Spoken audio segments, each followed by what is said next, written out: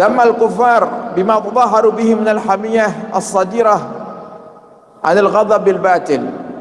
Allah Subhanahu wa taala mencela orang-orang kafir yang mereka berlomba-lomba untuk menampakkan kesombongan. Jadi orang-orang kafir zaman jahiliyah itu mereka justru malah hidupnya penuh dengan kesombongan. Makanya kisah tentang Bilal ibn Rabah, kisah tentang Wahsy yang diperintahkan oleh Hindun, atau seorang perempuan yang sangat benci dengan paman Nabi Muhammad yang bernama Hamzah bin Abdul Muttalib, diperintahkan Wahsy itu untuk membunuh paman Nabi Sayyidina Hamzah di perang Uhud. Begitu Wahsy berhasil membunuh Sayyidina Hamzah bin Abdul Muttalib, Wahsy mendapatkan hadiah, dimerdekakan. Ketika diiming-imingi hadiah tersebut, Wahsy itu senang. Bahkan perempuan ini mengatakan kepada Wahsy, kalau kamu merdeka Wahsy, kamu akan bisa berkumpul dengan tokoh-tokoh masyarakat itu. Kau tidak lagi biasa duduk di bawah, kau akan duduk bersama mereka, duduk di kursi bersama mereka, kau akan tampak mulia bersama mereka. Berhayal Wahsy tentang kemuliaan di saat aku nanti merdeka, aku akan bisa berkumpul dengan tokoh-tokoh kafir Quraisy.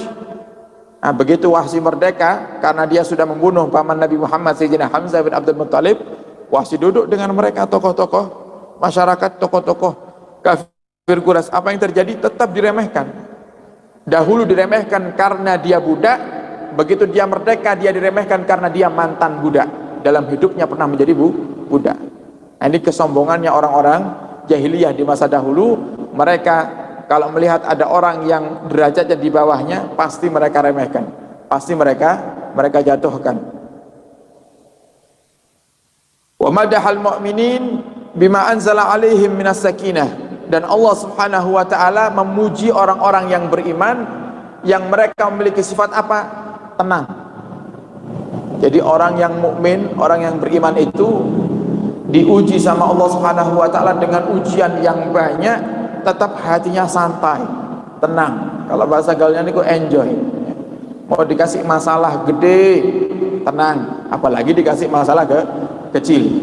Nah, berarti kalau kita di saat kok mendapatkan masalah, mendapatkan musibah daripada Allah Subhanahu wa taala, kok kita ternyata galau, kemudian bahkan mungkin emosi sampai kadang sumpek, akhirnya orang yang ada di dekat kita rasanya sudah kepingin kita makan saja, ya. Seorang suami, oh ternyata bisnisnya gagal, kerjasamanya gagal, kemudian pulang ke rumah marah aja kerjaannya sama istri. Itu menandakan kalau kita belum masuk kategori orang yang mukmin, masih muslim belum mukmin. Karena orang yang mukmin itu punya watak tenang. Dalam keadaan apapun dia enjoy, tenang. Itu orang yang beriman kepada Allah Subhanahu wa taala. Kenapa? Karena orang yang beriman pasti meyakini semuanya tidak terjadi kecuali karena takdirnya Allah Subhanahu wa taala. Tidak mungkin kita dapat masalah kalau bukan Allah yang gerakkan. Tidak mungkin kita mendapatkan musibah kalau bukan Allah yang mentakdirkan untuk kita. Maka ayo kita fahami bahwasanya apapun yang terjadi kepada kita di dunia ini semuanya atas kehendak Allah Subhanahu wa taala. Artinya kalau kita sambat dengan apa yang kita rasakan daripada kehidupan saat ini, berarti kita sambat dengan takdirnya Allah Subhanahu wa taala. Sedangkan Allah mengatakan dalam hadis qudsi, barang siapa yang ridha dengan ketentuanku, maka aku ridha kepadanya. Kalau kita ridha dengan apa yang Allah berikan kepada kita saat ini, Allah ridha kepada kita, Allah cinta kepada kita. Dan barang siapa yang murka dengan apa yang sudah aku berikan kepadanya, maka aku pun murka kepadanya. Sehingga pahami bahwasanya apapun yang terjadi di dunia ini semuanya atas kehendak Allah Subhanahu wa taala. Jangankan masalah yang jenengan temui ketika jenengan hidup di dunia ini, satu helai daun tidak akan terjatuh daripada pohonnya kecuali Allah yang takdirkan. Apalagi musibah, apalagi masalah. Kalau kita hidup menjalankan daripada ciri-ciri orang-orang yang beriman, maka hidup kita akan santai.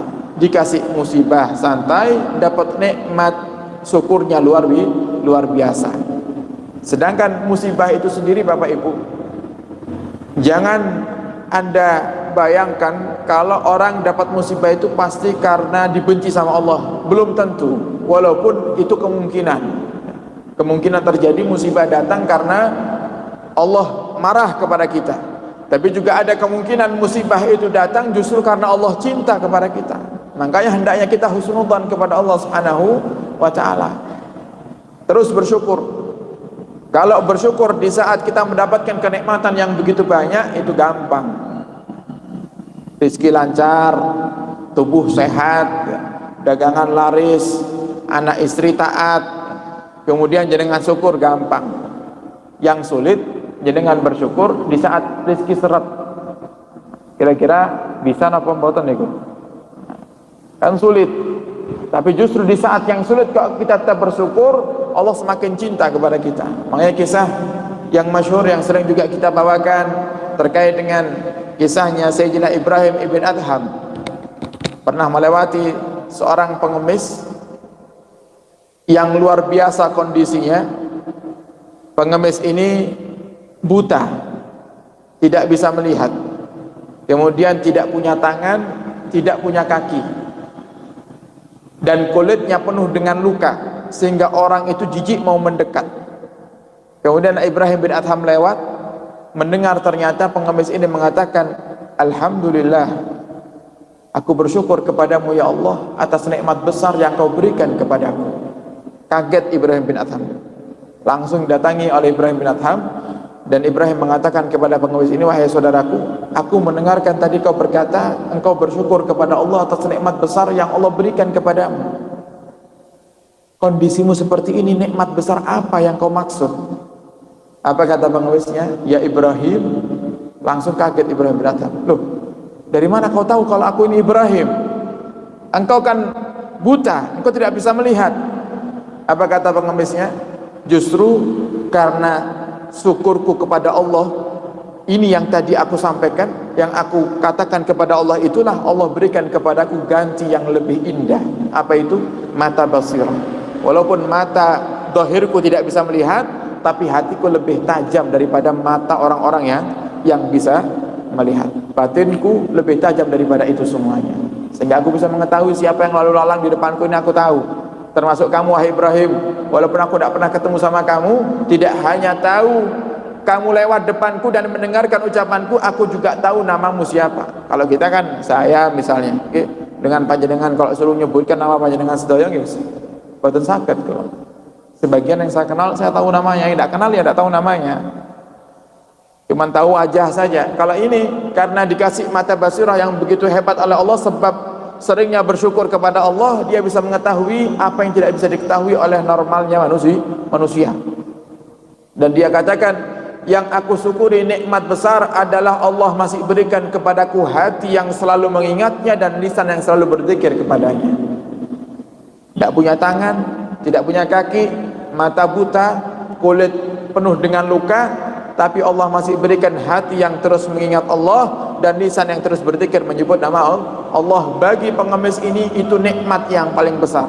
Bagaimana dengan kita yang tidak hanya Allah berikan kepada kita hati, tidak hanya Allah berikan kepada kita lisan, tapi Allah kasih kita mata, Allah kasih kita kaki, Allah kasih kita tangan, tapi terkadang kita lupa untuk mensyukurinya. Pernahkah kita bersyukur kepada Allah? Ya Allah, terima kasih kau berikan tangan kepadaku. Ya Allah, terima kasih kau berikan hati kepadaku, kau berikan lisan kepadaku yang masih bisa bersalawat kepada kekasihmu. Jarang kita mensyukuri nikmat-nikmat ini, padahal dengan kita banyak mensyukurinya, Allah angkat derajat kita. Allah berikan kepada kita apa yang tidak Allah berikan kepada manusia-manusia yang jarang bersyukur kepada Allah Subhanahu wa ta'ala.